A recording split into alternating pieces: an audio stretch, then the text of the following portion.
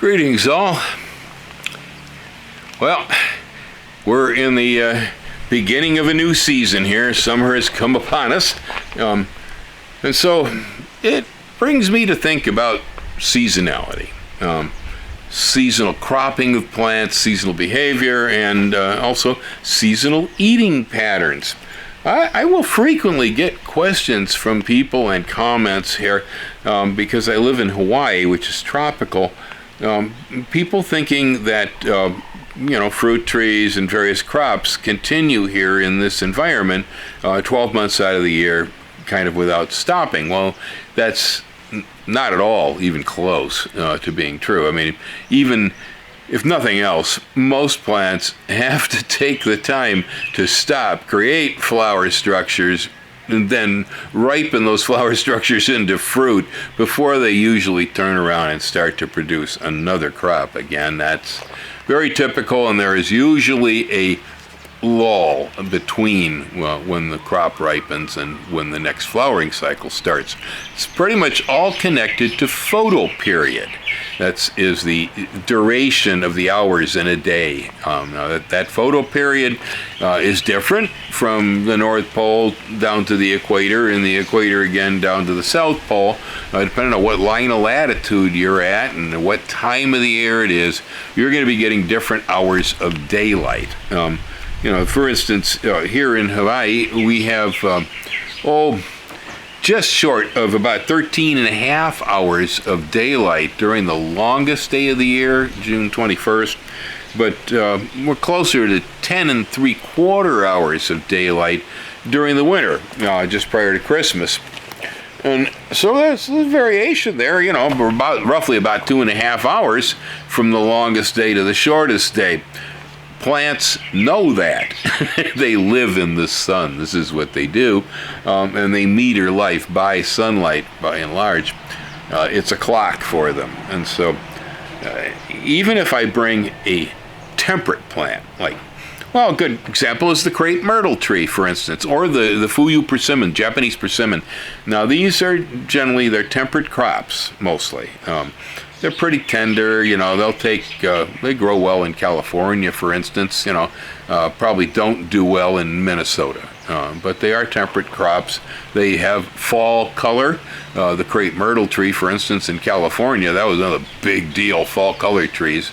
Had beautiful leaves, and the persimmon is no exception. The leaves are gorgeous in the fall. Well, we can grow those two trees here in Hawaii too. And when fall comes and the trees go dormant, the leaves turn color and they fall off too. I've had people look at my dormant Fuyu persimmons in the winter and go, "Oh, your tree's dead." No, it's sleeping. And they do. Ideally, if you have a temperate plant and you're in a tropical environment with it, it will actually go dormant about the right time of year, stay dormant, and not wake itself up until it's time to do so, because otherwise they end up like my apple trees. My apple trees, they require chilling, and they have their photoperiods, and they get so confused around here. Oftentimes, they will flower twice in a year. They really hardly ever know when the heck spring is, but they do go through a dormancy and a flowering period and a ripening period. It's a little chaotic. Nothing like we used to see in the upper Midwest, for sure. Temperate plants can get screwed up here because of the day lengths, because everything's seasonal, man. Now, annuals, like, say, corn, tomatoes, beans, peppers, things like that, the annuals are a little different. It is possible, right here on my place in Mountain View, if I plant corn seeds in the right succession across the calendar, I can be picking sweet corn almost any time of the year. There is no limitation. Corn grows well up here. It's adapted to the day lengths and the temperatures. The winter is not too cold for it, and of course summer's not too hot. There's always enough moisture, and it is affected to some extent by day length. My wintertime crop of corn is shorter in stature than my summer crop. It will grow taller under longer days. That's just the way it is. But it's still crops. So there's a case where, yeah, if I wanted to eat corn every day here, I can. It's possible with a few other crops to do that. We do it with lettuce. I do cabbage and broccoli here all year long. There's really never a time that I don't have some of those crops in the ground here. They seem to work out pretty well that way. On the other hand, my tangerines are all locked into their seasons. My pineapple locked into its season. Dragon fruit, which my yellow dragon fruit actually has 2 sets of crops a year. Same with like limes and lemons. They also make 2 sets of crops every year. So they all seem very abundant, and there seems to be, most of the time, something on those plants that I can bring down. That's very common. But it's caused by 2 distinct cycles of flowering. So, looking at that then, just here on this island alone, rain falls mostly on the east side. Sun shines mostly on the west side. We got variations like Hilo's 120 inches of rain and Kona's 60. They're opposite each other.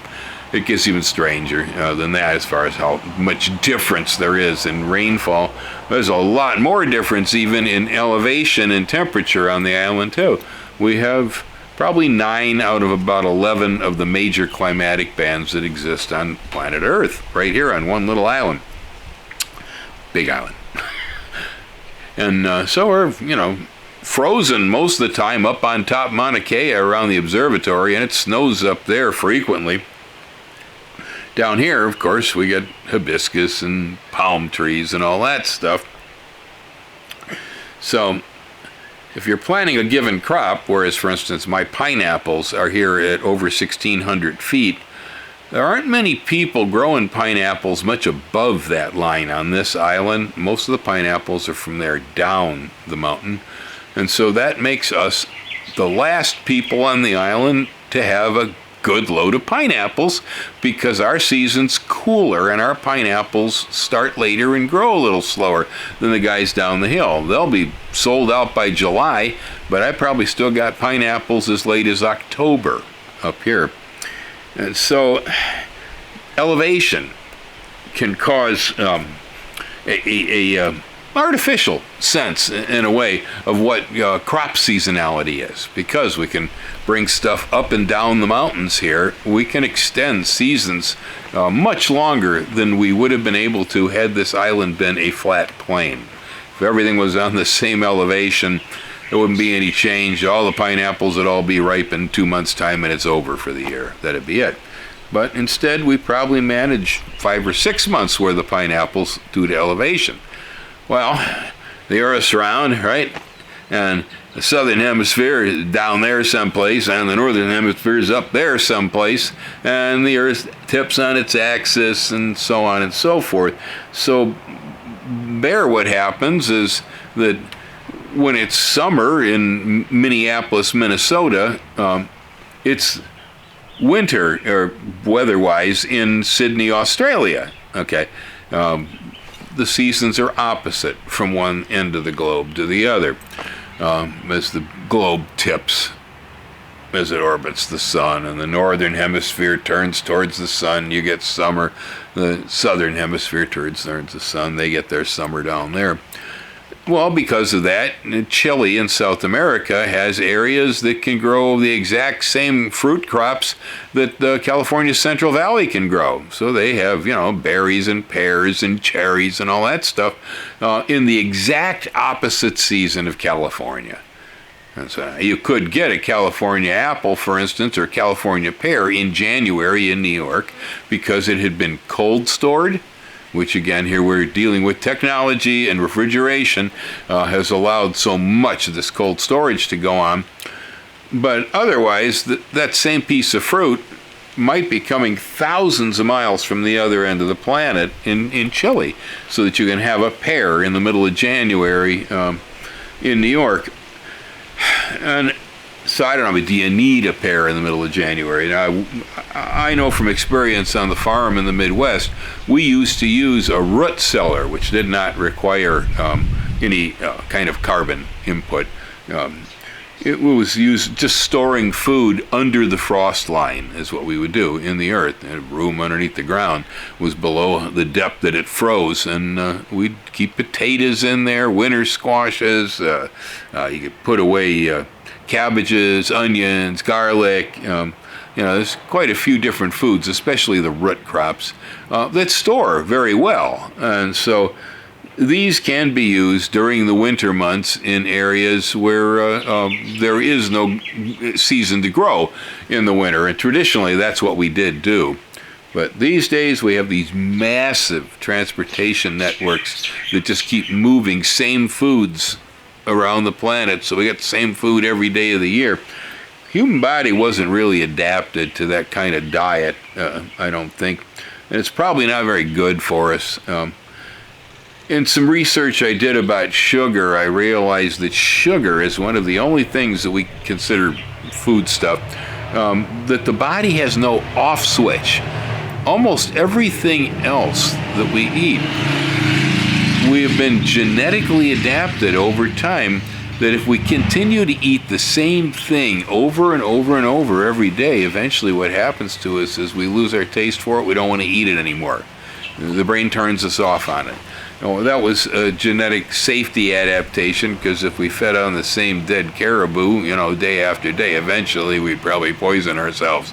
And so, but sugar doesn't do that. Sugar is addictive like heroin because we have no shut-off switch. We just keep taking that stuff. So the body was actually built around the idea of shutting down on this food and moving to another one. That is what we're built for. So I think the seasonal eating patterns are definitely superior when it probably comes to our health, psychological makeup, and so on. At least we're adapted to it, put it that way. Now, the easiest way to get into a seasonal eating pattern is start growing your own food. That's really how I got there, because I raise much of what we eat. Not everything, but so much of it. And a lot of the rest that I'm not raising, I'm getting it in season from the local fishermen and things like this. So I'm trying to, source locally. If you're not growing a garden, well, you can source locally via the farmers markets. Most of the farmers markets in this country don't approve of importation of food from some other source. I know the ones I worked with in California, I was the one who was supposed to be doing the growing if I was doing the selling. So you can generally find, seasonal foods available to you if you're eating out of some of our better farmers markets, especially in the milder areas of the country where the farmers have things to bring in during the wintertime. Well, chances are you'd probably be happier and healthier eating that way. I don't know. I've just been doing this for so long. For me, it seems so appropriate. California was great because there we had a warm season and a cool season, very distinct. And so I had definitely totally different crops on both ends of the year. We had the subtropical fruits like avocados and citrus and pineapple guavas that all come on during the winter time. And then in the summertime, we had all that warm season stuff, apples, pears, nectarines, peaches, cherries. Same in the vegetable department. Great peas in the winter and spinach and head lettuce and stuff. In the summer, we're talking tomatoes, corn, chilies, It was always changing. I was always looking forward to it, actually. It's that time of the year for me, usually in California, where we had all chilies. It was in fall. All my chilies were ripe, and so we'd be eating chili like you wouldn't believe. I don't know if Ellen liked it so much, but I sure did. Yeah. Well, anyway, there's my comment on seasonality, seasonal eating, and seasonal plant cropping. Y'all have a wonderful garden.